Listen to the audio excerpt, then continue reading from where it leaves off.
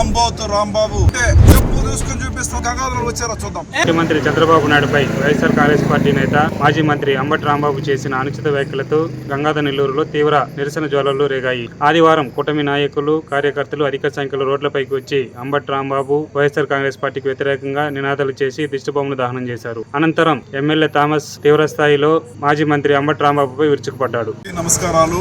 మీ అందరికి తెలుసు, నిన్న ఒక గలీజ్ పనికిమాలిన ఒక యదవ 40 సంవత్సరాల సుదీర్ఘ రాజకీయం, ప్రపంచం మెచ్చిన ఒక నాయకుడు, తెలుగు జాతికి గౌరవం తెచ్చిన, ప్రపంచంలోనే గౌరవం తెచ్చిన ఏకైక నాయకుడు మగాడు మన చంద్రబాబు నాయుడు గారు. ఒక సీఎం గారిని అనరాని బూతులు మాట్లాడితే మేమంతా ఊరికే ఉండము. ఈ ఆంబోతు రాంబాబు మర్యాదగా నడుచుకుంటే మేము కూడా చదువుకున్నాము కాబట్టి వల్గర్గా మాట్లాడదాం అనుకుంటున్నాము. నీకంటే ఎక్కువ బూతులు మాట్లాడగలము. ఒక యూస్లెస్ ఫెలో, ఒక మెంటల్ నా కొడుకు నువ్వు వచ్చి ఒక 4 సార్లు సీఎంగా ఉన్న ఒక ముఖ్యమంత్రి గారిని పట్టుకొని అనరాని మాట్లాడితే ఆంధ్ర రాష్ట్రమే నీకు తెలుసు మొత్తం కూడా అల్లోకొల్లమైంది. నువ్వు రాత్రి భయపడిపోయి నువ్వు ఎక్కడ దాక్కున్నావో తెలియదు. నేను నా కొడక నీకు వార్నింగ్ ఇస్తున్నాము. నువ్వు మొగోడైతే, నువ్వు నీ అబ్బకే పుట్టుంటే చెప్పు తీసుకుని చూపిస్తాను. నువ్వు మొగోడైతే గంగాధర వచ్చారా చూద్దాం. నీ ఇంటికి వచ్చి నిన్ను ముట్టడించి నేను అక్కడే సజీవ దహనం చేస్తానని చెప్పి వార్నింగ్ ఇస్తున్నాము. మర్యాదగా నడుచుకోవాలని చెప్పి మళ్ళా చెప్తున్నాము. నేను మాట్లాడలేదు, నేను తెలియకుండా చెప్పేసినాను. ఇలా ఆడంగి మాటలు మాట్లాడితే నిన్ను మనిషి అన్నరా ఆంబోతు రాంబాబు. నువ్వు మొగోడైతే దాని స్టాండ్ పైన నిలవాలి.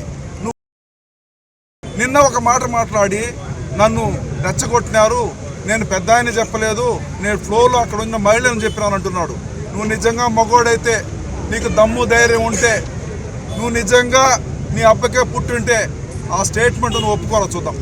నువ్వు మొగోడైతే గుంటూరులో ఎక్కడున్నా చెప్పు, మేము అక్కడికే మేమే వస్తాం. కాబట్టి ఆపేసి మర్యాదగా జనాల దగ్గరికి పోయి క్షమాపణ చెప్పు.